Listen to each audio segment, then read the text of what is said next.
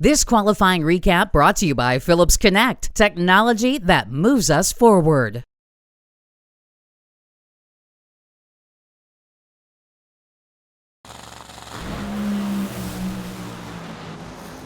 That'll work.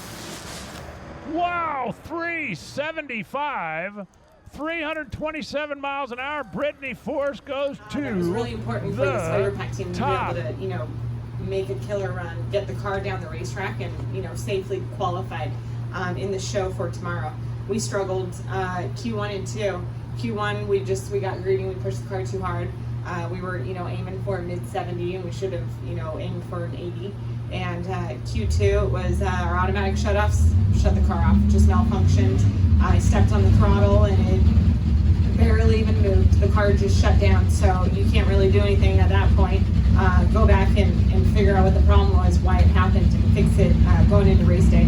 So we have answers to our 2 runs. Luckily on that 3rd run, we made a solid pass, put a 75 on the board. I wasn't expecting that in the heat. I know Grubnick said he wanted to push. He wanted to get us in the top, in the top of the field, top 3, top 5. Is always what we're aiming for, and we went number 1, so pretty outstanding for this Flav-R-Pac team. We need to do it. It's a Flav-R-Pac sponsored race, and there's a lot of pressure on this weekend, and I think we made the boss happy. All right, we are joined in the media center by funny car number 1 qualifier Bob Tasca, who's run a 3.965 and 319 miles an hour from Friday, stays number 1, giving Bob his first number 1 of the season, 7th in his career.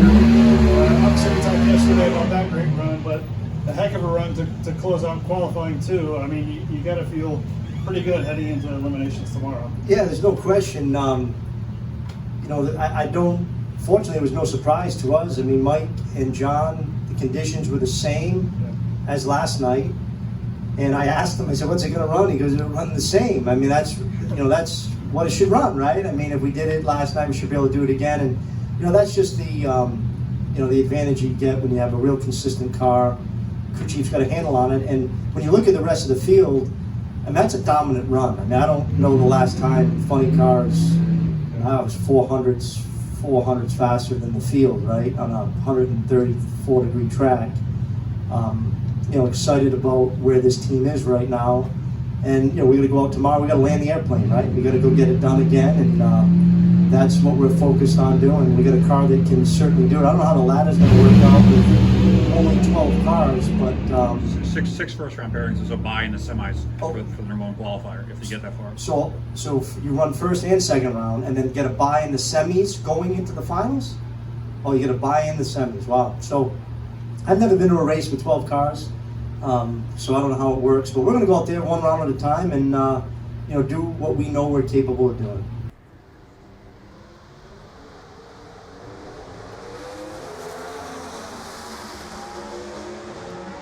How about 6.604, 208? Another step in what's been a great weekend for you thus far. 2 of the 3 sessions you've been the quickest, just missed out on the 3rd on speed. So you got to feel pretty good heading into race day after 2 days like this. Yeah, I absolutely feel the best I've felt all year, to be honest with you, no question about that. And I guess we just needed the racetrack to be a little hotter. Man, it's tough out there, it's brutal, but my race car acts like it's 30 degrees, it's 50 degrees out there, perfect. So it's, for whatever reason, it's happy as can be. It's the smoothest horse going down the racetrack of the field, I guarantee it. And all 3 rides have been a joy. So that certainly makes it better. And good news is, I think we got the same weather conditions tomorrow. So I think the car's ready. Now can the driver come through? I hope I can. I hope and pray I can. It's absolutely the best hot rod I've had all year, without a doubt. And we've been playing catch up. We've been behind the 8 ball. We haven't deserved to win all year, to be honest with you. We haven't had a race car and a driver prepared to win. And any win prior to this would have been, a lucky day, to be honest with you. So hopefully tomorrow we can go out there and we can show that we can earn a win. I think about the only thing these guys agree on is, Goodyear tires and Toyota. Well, Steve didn't have any problem. Wow. A couple of cars in the left lane puff a tire, and Steve Torrance goes 3.8. 321.5 miles an hour. The Capco boys go to the top. To lay down an 81 in this heat, in these conditions, first time back here in 3 years, how How pleased were you with that performance? Just seeing what was going on out there, I was very pleased to just go A and B. Yeah. That's the main focus that I think Richard and Bobby had, was getting down the track and getting that information. 81, that's not indicative of the normal top fuel field, especially when funny cars are 86 for low. So you usually go about 18 or 20 quicker. And so I didn't expect that to stay low. I expected Salinas or Brittany 1 to go around.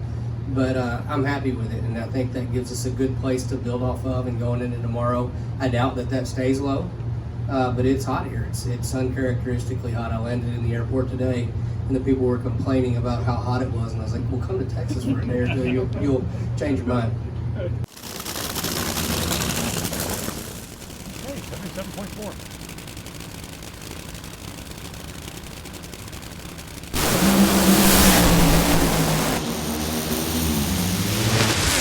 Yep, 3.965, 319 miles an hour and change. Bob Tasca goes low ET. That run is they predicted it. And when the guys have that kind of confidence in the car, I always ask them right before we run, what do you think you can run out there?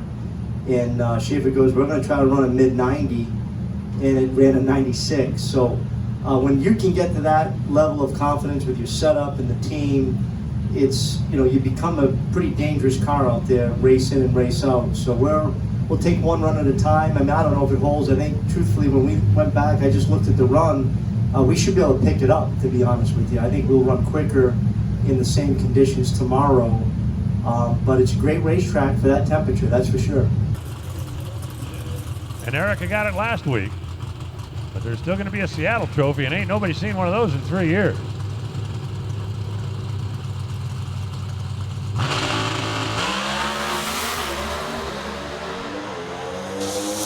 Both cars making a solid run. Anybody got anything for Greg?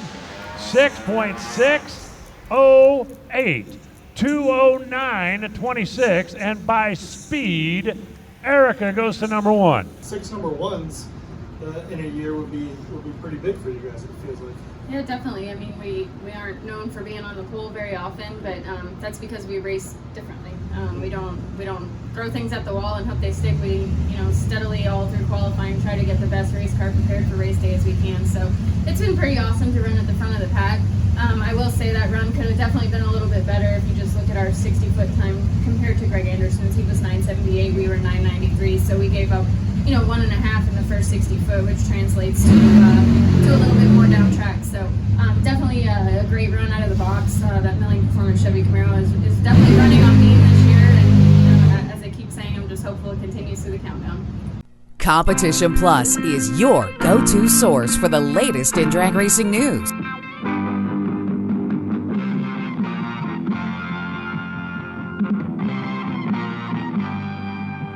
For over 20 years, CompetitionPlus.com has provided news you can trust, thoroughly researched and delivered as quick and fast as it can be uploaded. Whether it's nitro or stock, drag radial or pro modified, our writers are trained to bring you the inside story time and time again. We have it all from in-depth news articles to the latest in high-performance products to the scuttlebutt making its way around the pits. Original video content from the stars in drag racing also makes CompetitionPlus.com the ultimate one-stop shop for die-hard drag racing fans. Don't make CompetitionPlus.com your only stop on the information superhighway. Make it your first. For news you can trust and have trusted for 20 years, visit CompetitionPlus.com. Be sure to download our mobile app. It's a free download on the Apple Store and Google Play.